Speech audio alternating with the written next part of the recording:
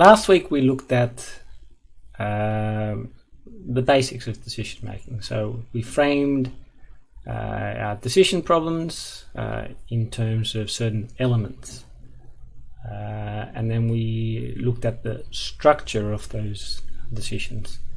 And we looked at some simple decisions where the outcome was determined by the action or the alternative we chose.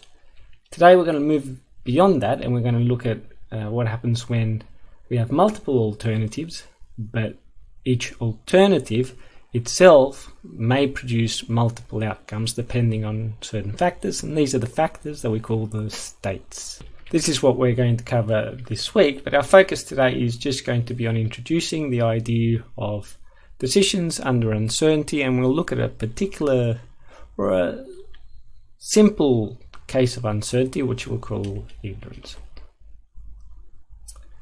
So by ignorance we mean the case where we have where each action can have multiple outcomes, multiple possible outcomes, but the probability is not known. In other words, we have more than one possible state of the world when we make a decision, each leading to a different outcome, but we don't know which of those states and therefore which of those outcomes are most likely. We're going to look at decision rules for choosing amongst our actions or our alternatives in the presence of these circumstances. So let's look at an example.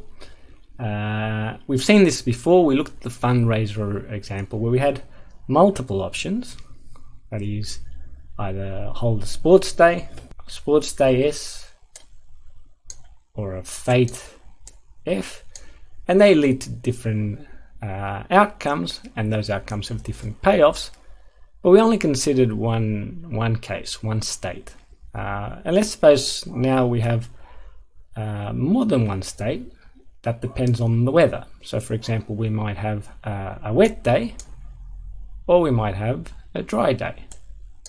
Let's suppose that the values we had last week were only for the dry day, and we didn't take account for the wet day. So now if we look over here on the left with the decision table, or the decision tree on the right, we see that we have two alternatives, S and F still, just like in the previous example. But instead of having only the one state, we have a second state, and that's for the case where the weather is wet.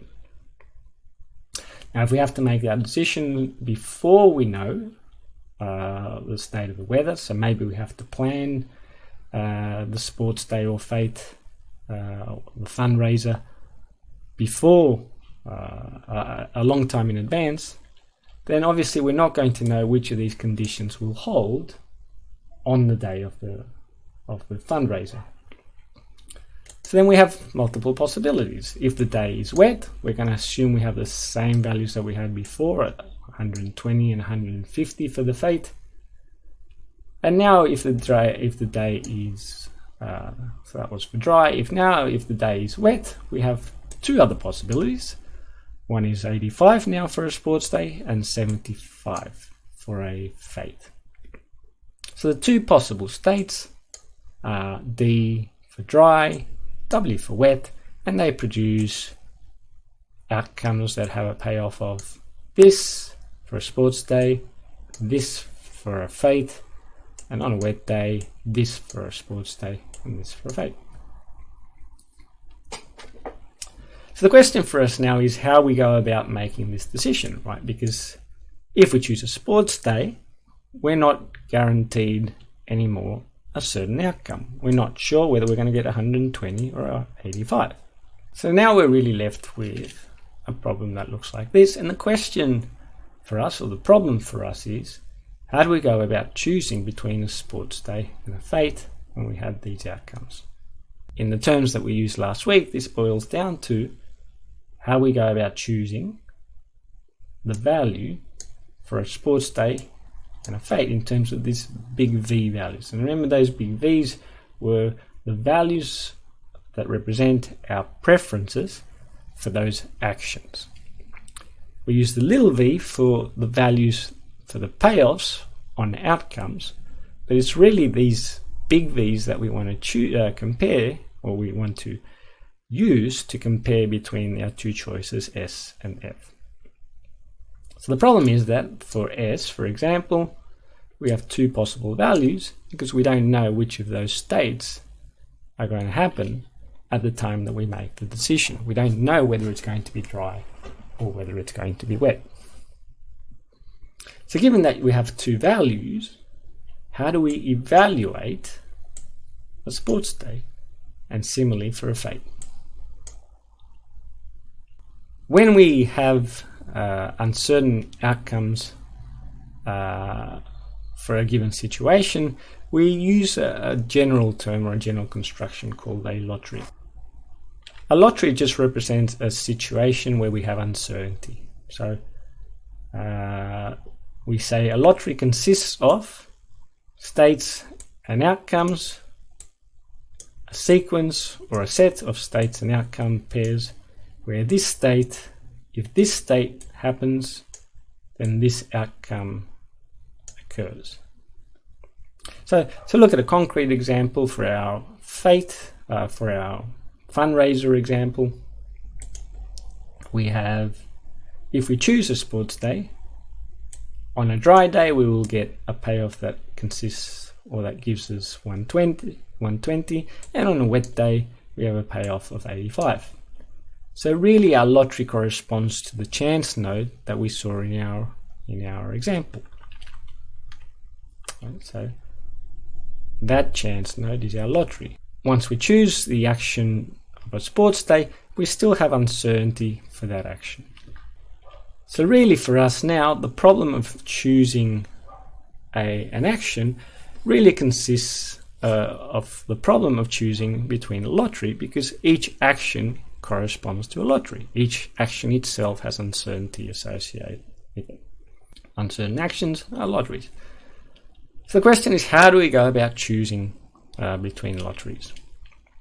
The situations we're going to look at today are ones in which we don't know the likelihoods of the possible outcomes. So we don't know which state is more likely than which other state. So this will give you a feel for the kind of examples that we're looking at. This is a raffle where we have a number of raffle tickets in a hat. Tickets may be blue or red, but you don't know how many blue or red tickets there are. They could be, of the 4 raffle tickets that we know are in the hat, it could be that all 4 are blue, and blue are winning tickets, they win 3, or it could be that they're all 4 are red. Losing tickets give us nothing, and it costs $1 to play. So for us the decision is, given that we don't know how many of the blue winning tickets there are, and how many of the red losing tickets there are we willing to pay $1 to play? If we did know how many blue tickets there were, how many winning tickets there were, then we would be able to make this decision a bit easier.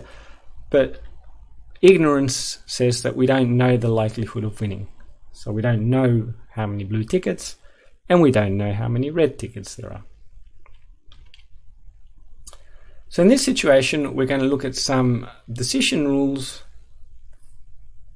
in the presence of uncertainty, in the presence of ignorance, where we don't have likelihood information. We don't have enough information to even say what is more likely than something else. But we still want to be able to make a decision, so we want to follow some rules that guide our decisions. Now, we're going to explore a number of rules, because no one rule is the right rule. So what we're going to do today is look at a number of decision rules that we might use, that different decision makers might use, given their own attitudes to these situations for making a decision. So these are some of the rules. We'll look at them in turn.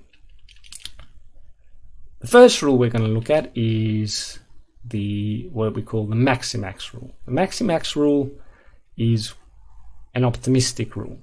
So if the decision maker is someone who has an optimistic disposition who always assumes or considers only good outcomes, they might follow this rule. The idea with Maximax is that we make a decision based on the best possible outcome for each action.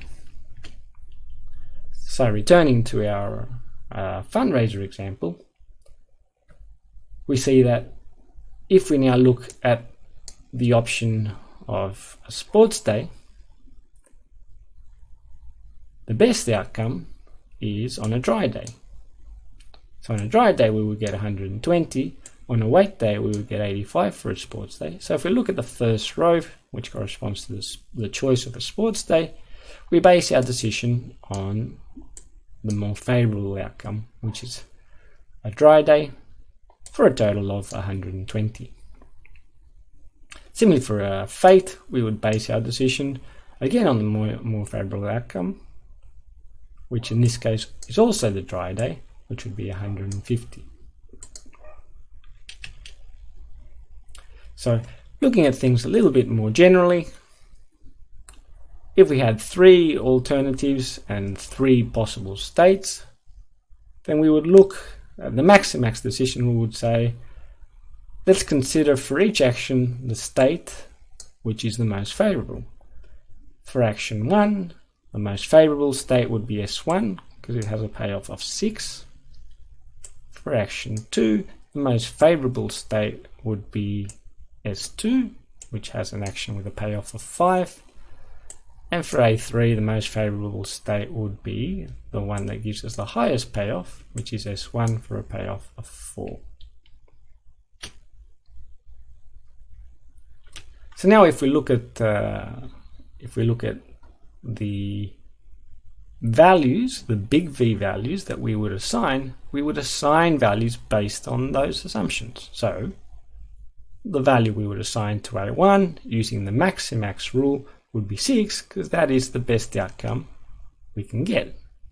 Similarly, the highest payoff for the best outcome for the second action would be 5 and 4, and these are the values we assign to our actions, the values of the best outcome. So then which action would you choose in this example? If you were following the Maximax decision rule, if you were someone who was optimistic of the outcome you would get, well, the best outcome therefore would be 6. So A1 would be the chosen action under this decision rule. Now if you really want the details, here they are. But the idea of the Maximax decision rule is that we maximize the maximum value for each action. In other words, we look, each action corresponds to a row. We look in that row for the highest payoff, and that's the value we assign to the action, and we choose the maximum of those. So we take the maximum in the row, or the maximum for the action, and we choose the maximum of the two, and that's what Maximax stands for. Now, of course, there are limitations to Maximax. There may be situations where Maximax is not a good idea. So, for example, if you have two actions, A and B, where A can give you 10 or 0, and B can give you slightly lower values, but always a certain 9, right? So a risky 10 versus 0 and a certain 9, which one would you choose? Would you use Maximax in such a situation? Another question you might consider is, if we have two actions which have the same value, in other words, if we go back to our elimination principle and we say, well, we can eliminate A3 because it has, at least according to Maximax, it would have a lower value than both A1 and A2, but then we're left with A1 and A2. Would we make a choice between A1 and A2 using Maximax if these two were equally preferred? So how might you choose between A1 and A2 if you had to? That I'll leave you to think about. So the other thing that I want to say about Maximax is a decision rule for making decisions under ignorance. In other words, we have uncertainty, but we don't know likelihoods. for our actions. We don't know likelihoods for the states of our actions, so we have to choose actions. So Maximax is a rational decision rule. It may not be a decision rule that you would use if you're not an optimistic type. For optimistic decision makers, the Maximax decision rule is a perfectly rational decision rule, because according to their preferences, and their preferences are to consider only the best outcomes, as long as they choose consistently with those, so using the elimination principle, for example, then there is nothing wrong with this rule. So we have to make a distinction between what is rational and what suits or what matches your own preference in uncertain for making decisions in uncertain situations. So in some cases it may be better, or for some certain decision makers, they would prefer to use a more risk-averse approach to decision making. So the question is, what would a risk-averse, as opposed to a risk-taking approach, which is what Maximax represents? It represents a decision rule for risk-takers.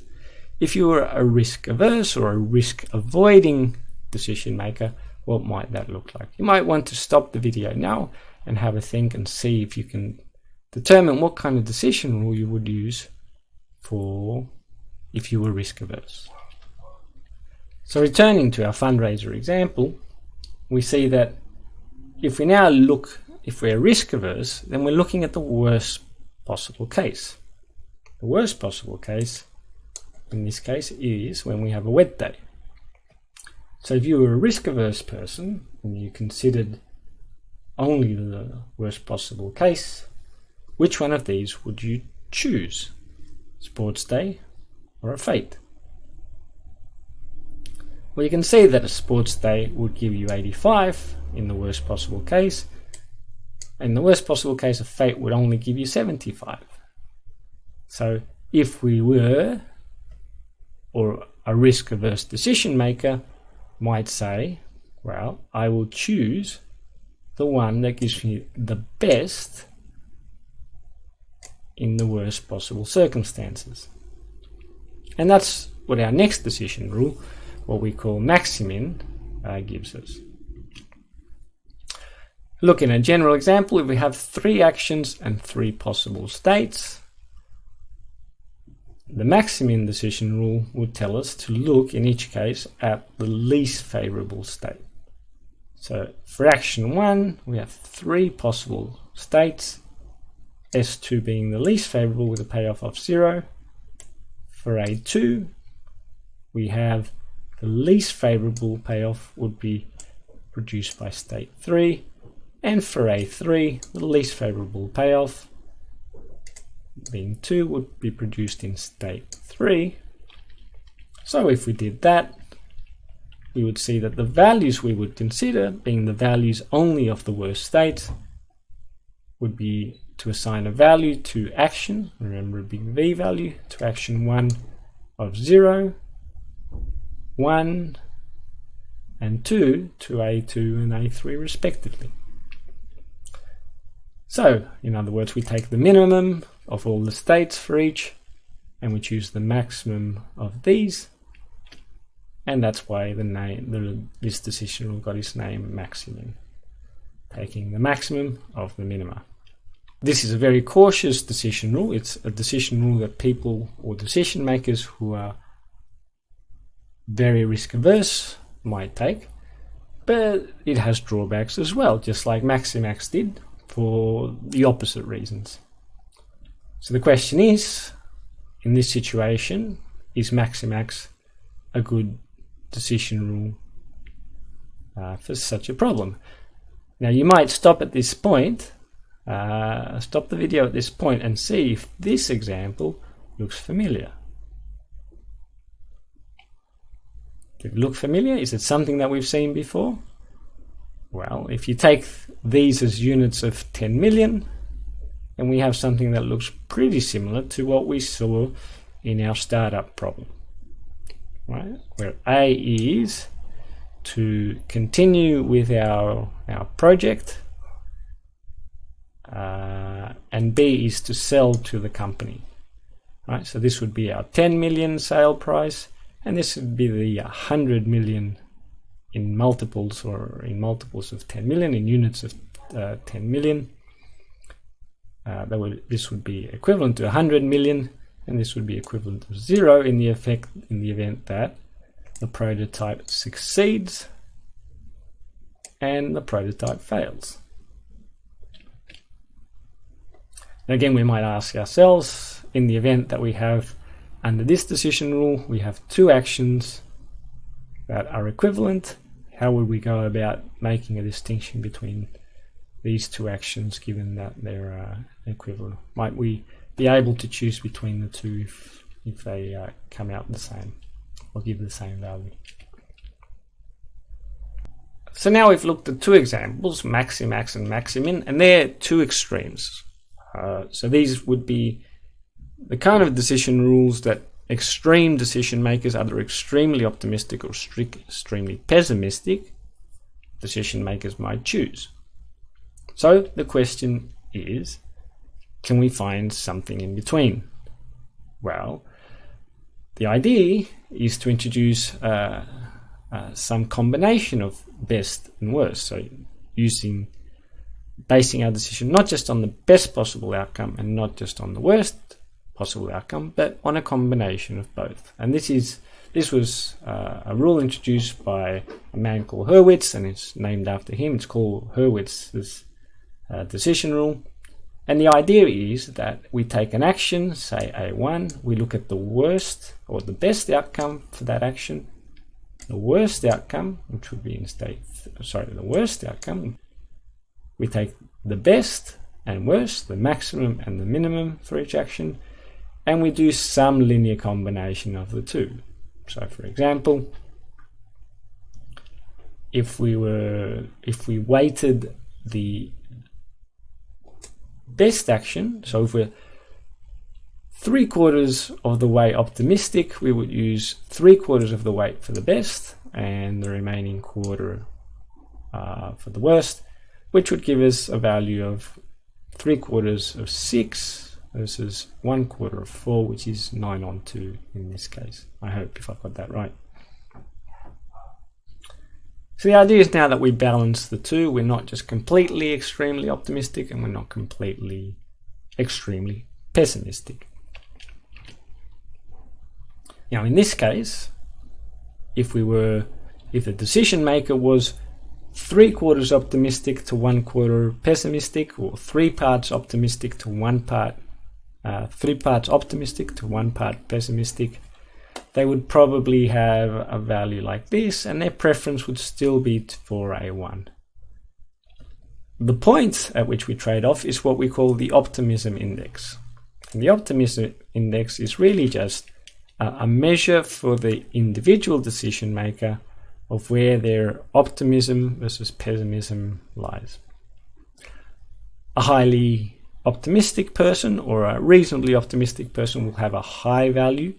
In other words, they would put more emphasis or more weight on the best possible outcome, whereas a more pessimistic decision maker would place a greater emphasis or a greater weight on the worst or minimum outcome.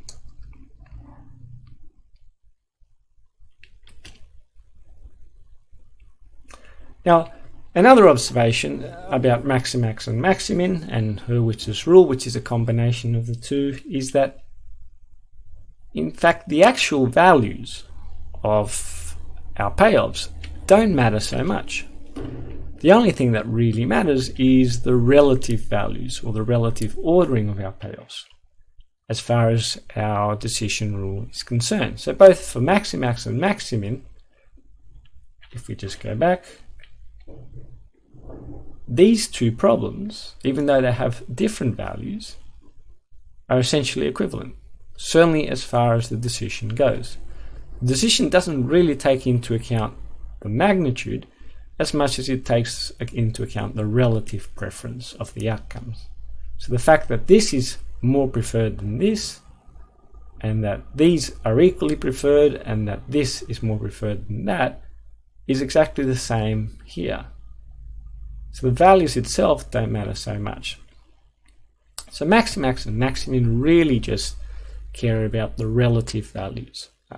Once the relative values change, then the decision may change. But as long as the relative values remain the same, whatever values we put in here won't affect our decisions. Another thing we can do is to compare our actions relative to a particular state. So if we look at our fundraiser problem and we just concentrate on one state, so let's suppose we take the dry state, where the weather is dry, which is column 1, and we say, well, if it was a dry day, which action should we choose?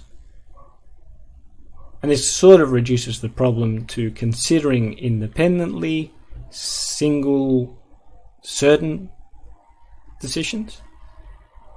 So if it was a dry day, the fate would be better than the sports day because it gives a higher payoff. On the other side, if it was a wet day, the sports day gives a higher payoff than the dry day. So considering the states independently, we can compare our actions within a state. So we can do that, and we'll use the term better, an action being better than another, in a given state.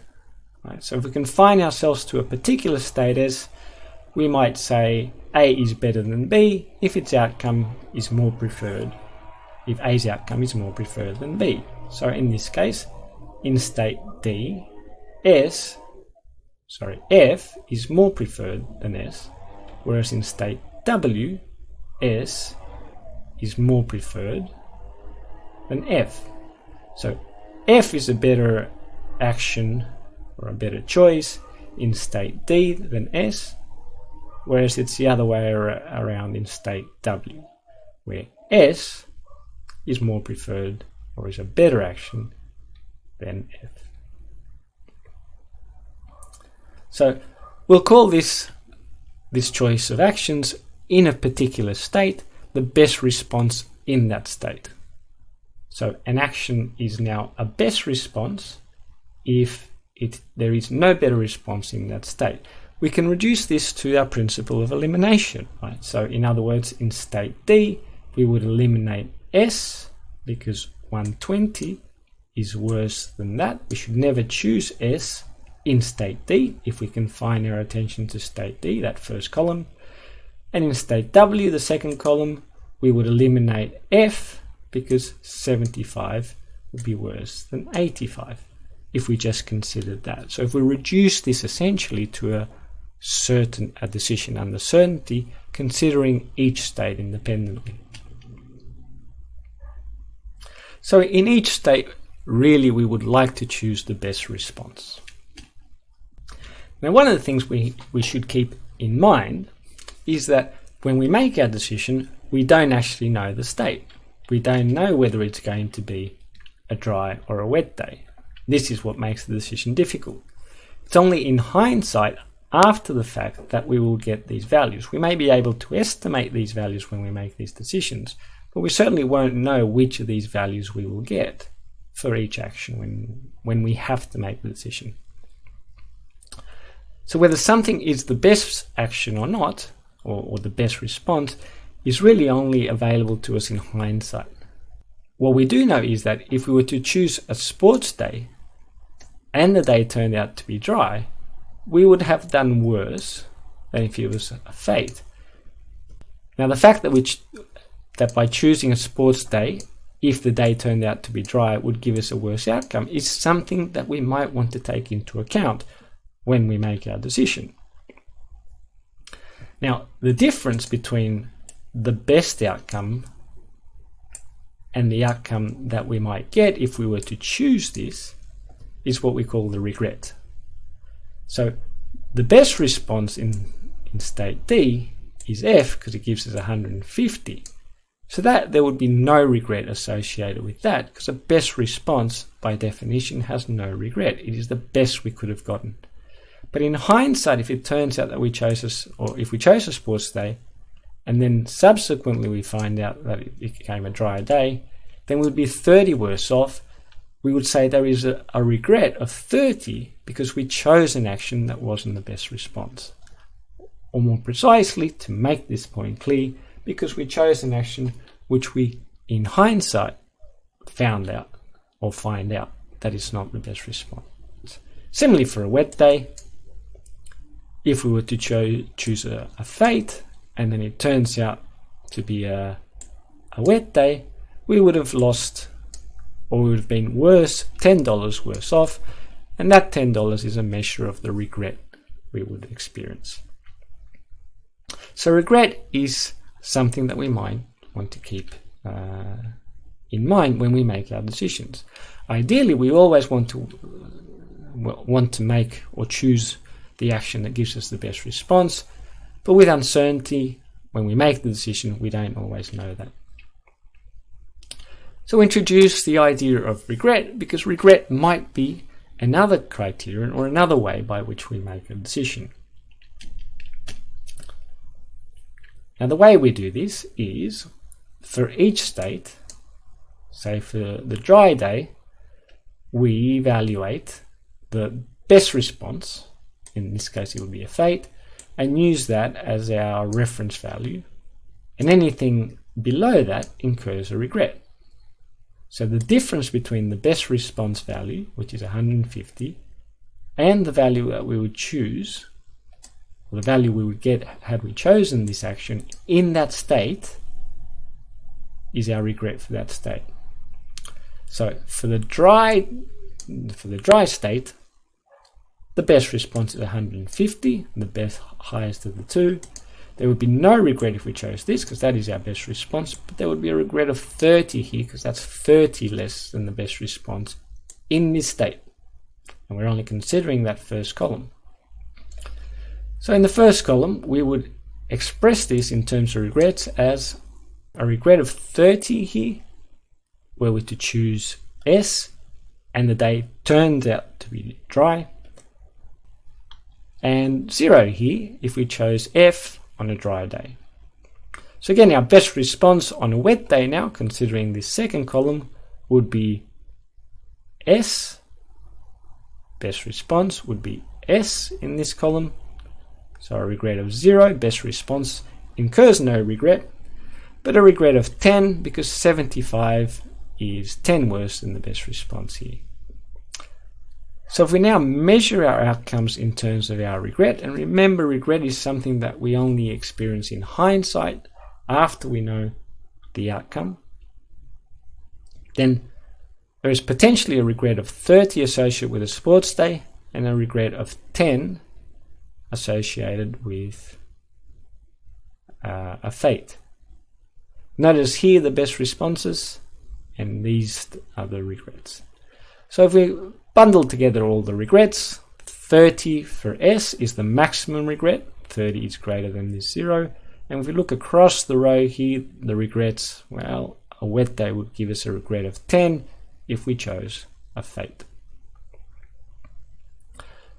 So if we use these regret values now as our values, as the values we assign to our actions, our big V values if you prefer, then the regret for a sports day would be 30, the maximum regret, and the maximum regret for a fate would be 10.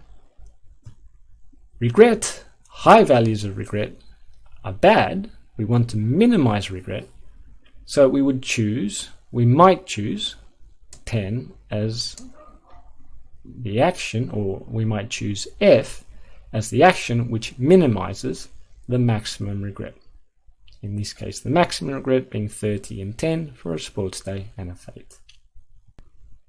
So we've gone through that fairly quickly. What I want to do now is maybe have a look at another example and see if we can get this whole regret idea clearer. So there is a decision rule called minimax regret, which minimizes the maximum regret. In other words, assigns values to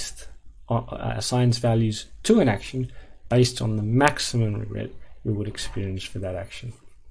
So we look at an example here we have 3 possible actions and 3 possible states, similar to what we've seen before. And what we want to do is for each state determine the action, the regret associated with each action. So in state S1, the possible outcomes have payoffs 6, 2, and 4. The best response is A1 because that gives us the best. So we would experience some regret if it turned out that S1 was the state that happened by choosing A2 and A3, and no regret for choosing that. So the no regret action A1, we use that value as our reference point. We do the same for S2, the no regret action in state S2. If state S2 were the one to occur, would be 5, would be A2 with a value of 5, and A1 would be the no regret action in state 3 with a value of 4. And so what we're going to do is we're going to list those values across the bottom. So now that we have those values, we're going to subtract the value that the payoff for each action against that value. And so when we subtract from the value of the no regret action 6, this 6, well, that's a no regret action, so that'll give us a 0. If we only get 2 for A2 in this state, we subtract 2 from 6 to get a regret of 4, because a 2 is 4 less than the no regret action, or than the best response if you prefer, and similarly a 4 is 2 less than the best response. So now looking at column 1, our regrets for action 1 would be 0, for action 2 would be 4, and for action 3 would be 2. Similarly, we would do that for state S2, and we would get a regret of 5 here, because 0 is 5 worse than the best response. Best response would give us 0, and this 3 is 2 worse than the best response. That would give us 2. 0, 3, and 2. I'll leave you to work out for yourselves. So one of the things that I want to mention about this is that regret is another way to evaluate actions. So it's our big V values on actions, which give us a different way. Now, we actually saw this in the startup example, because someone discussed, or at least I mentioned the idea that if you were to choose to sell your rights to that company that wanted to buy them, and it turned out that the final prototype worked, then you've just sold away at least $90 million, right? Because you have a successful prototype, then you can take to market. So for some of you, that might have been, I think for some of you, that was part of your considerations, right? I would not sell out because of that potential.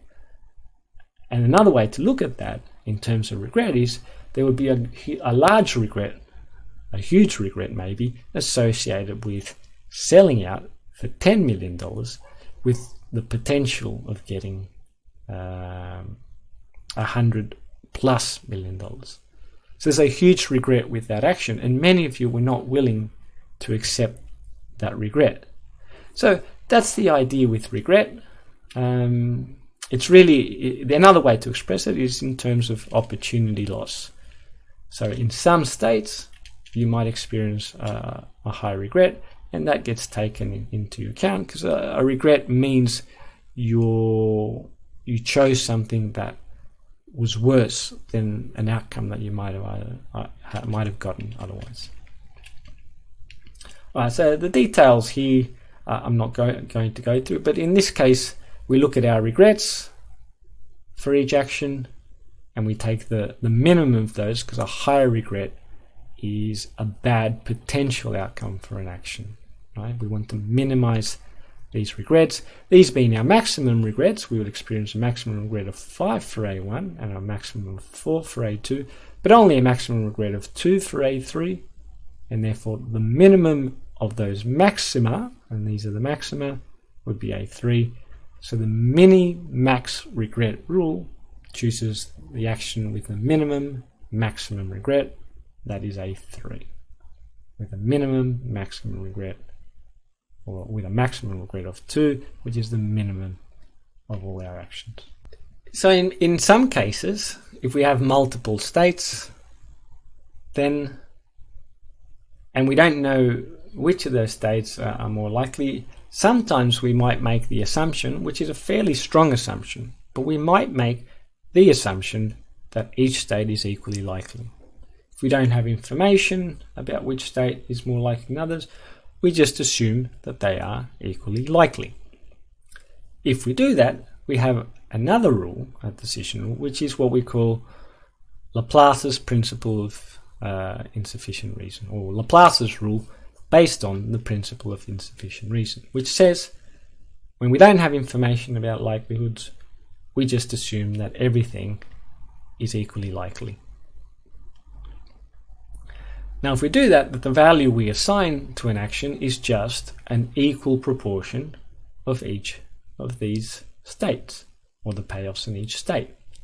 So in this case would be 1/3 probability of 6, because they're equally, each of these is 1/3 probability, equally likely, a uniform distribution of probabilities, likelihoods, if you prefer. So 1/3 of 6, which would give us this, 1/3 of 0, 1/3 of 4, which would give us this, and we would get then the value that we associate with our action, that big V value would be the weighted sum of that. Similarly for A2, which would give us that, and for A3, and we can see in this case that the best outcome, the best value under this rule would be A1. Now if we look at this example, and I think this is in the exercises, we see that each decision rule that we looked at, and we looked at several, we started with maximax, which is for optimistic people. We then went to maximin, which is the opposite, it's the pessimistic decision rule. We looked at Hurwitz, which combines pessimism and optimism, best and worst case. We then looked at regret and based our decisions on regret using the minimax regret rule, where we try to minimize the maximum regret we would experience for each possible action. And these, and then finally we looked at Laplace's rule.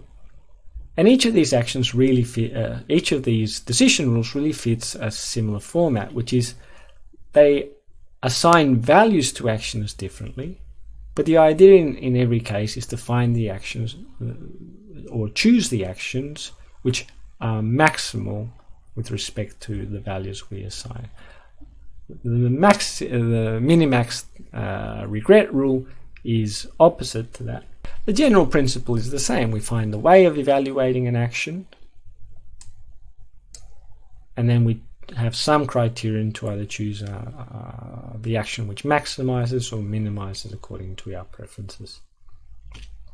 This is probably a good time to spend a bit of time digesting what we just looked at and try some of the examples in the exercise sets. So just summarizing what we did today, we looked at the decision rules under ignorance. So each of these decision rules we looked at rules that are relevant when we have ignorance about the possible states and therefore about the possible outcomes associated with each action. Each action itself has uncertainty, and we have to find a rule for choosing with that uncertainty when likelihoods are unknown. That's what these decision rules were all about. We introduced lotteries, which are how we formulate uncertainty. We talked about risk attitude. The risk attitude of the decision maker corresponds to the decision rule they would choose. Risk-seeking decision makers are people that are optimistic. Risk-averse decision makers would probably rely more on rules like maximin, where we make a decision based on the worst possible outcome. We might also look at maximin or in terms of our regret. Now regret, one of the things about regret that is important, and this came out in some of the discussions at the start of the term, is to take into account or to look at accountability.